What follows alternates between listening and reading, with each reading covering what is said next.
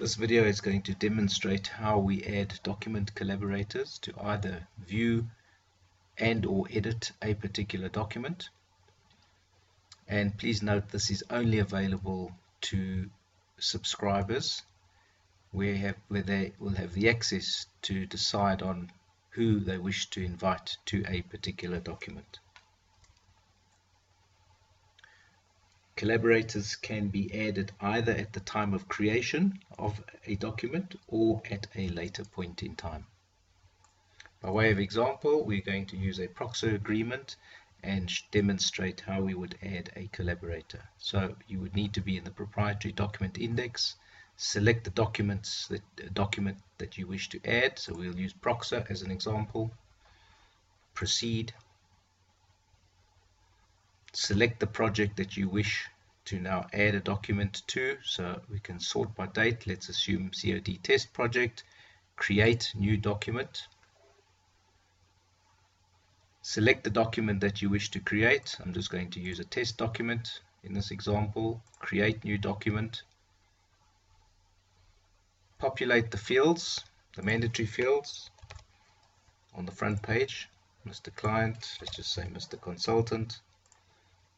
And then at this point you have now are given the option of either selecting from an existing list of collaborators or adding new collaborators that don't exist at this point in time. It's probably best advised to, if you do have a particular collaborator you wish to invite, select the name, and at this point we will save the document, and then thereafter we can continue the process and add additional collaborators if we wish to do so. So we'll click Save Document, Successful, and it will take you to a page where we can continue with the process of adding existing or new collaborators. So let's just continue on that process. It never took the last one because we didn't actually click Save. We should have clicked Save. Let's run through that exercise. Select your collaborator from the drop-down list and then click Save. Successful. So you will see then that this person has been given access, and you can decide whether to give them editing access or not. If you don't want to give edit access, you will remove that tick. Let's add a new collaborator. Let's just say, and we will say we don't want to give this person editing rights. Save edit permissions. Successful, and it will add them to the list. If you wish to remove, you will just click on the delete icon alongside the respective collaborator.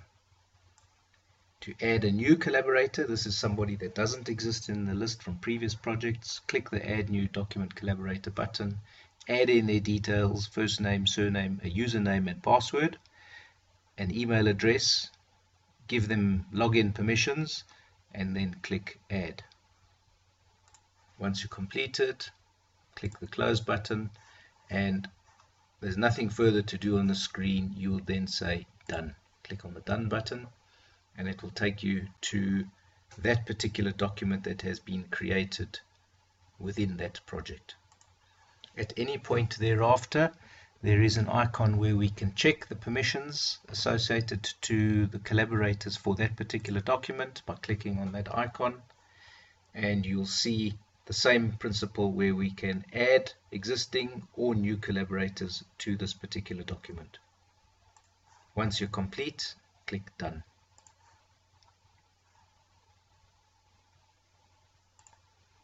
When we wish to collaborate with that person or a particular collaborator, we can now send a message. So we select the person we want to send a message to, type in your message, test message, whatever it may be. Please review, please edit, review clause 21.1, whatever the message may be, and then click to send. And that will mail that collaborator your particular message. Notification has been sent successfully. Click OK. The next opportunity you have to collaborate and send messages to your collaborators is at the completion of an editing exercise. So if we are to physically view the document, we'll click the view icon. We'll click here to open the document, wait for it to open.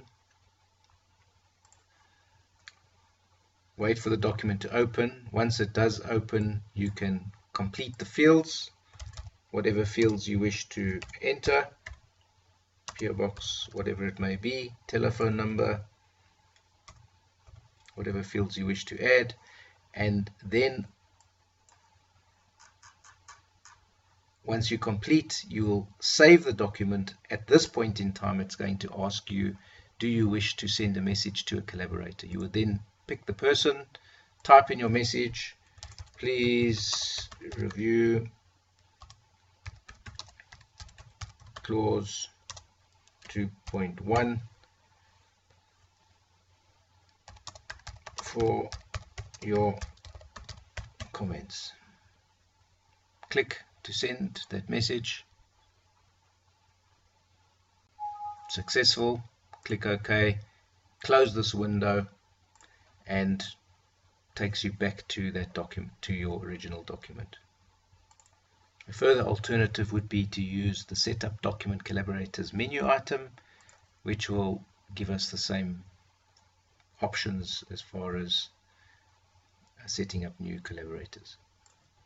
What is useful on this menu option is that it gives you a list of all the collaborators that have been defined across all projects, where you can see who has got login access, and at the same time, if you wish to update any of the details as far as usernames or passwords, you can do so from the screen.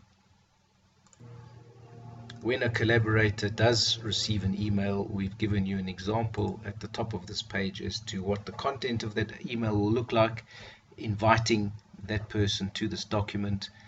They will click on the link, log in with their username and password, which will be given within the email, and that will allow them then to either view, print, and edit if they have been granted the editing rights to that particular document. An example of the email that I have just received. This is a typical example. You've been notified by the project administrator, whoever that was, to edit a document, when it was, what the edition was. Please click here to log in and edit the document. It gives you a username and password specific and only accessible to that particular revision.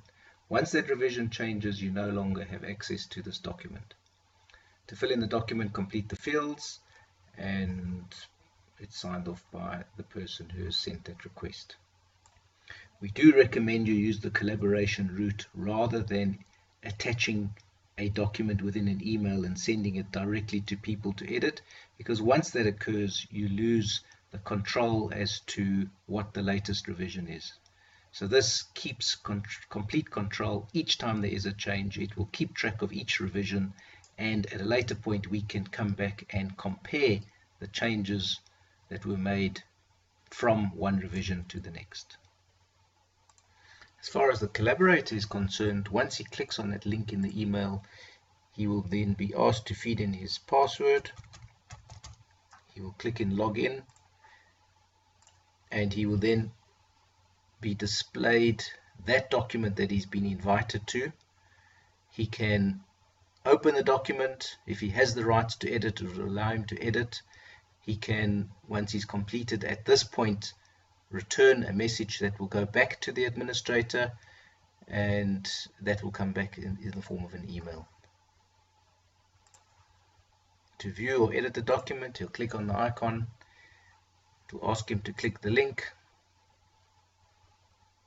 It will open the document, make any changes that he wishes to add to the document like any other user, and once he's complete, he will do exactly the same. He will just say save the document online, and at this point return his reply message back to the project administrator.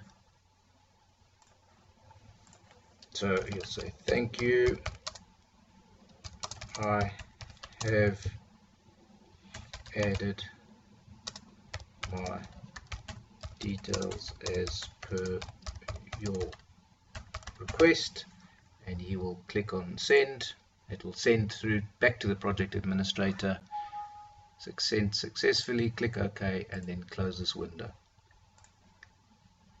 That revision will now change to revision 3, and this collaborator will no longer have any further access to this document until he is further invited by that administrator.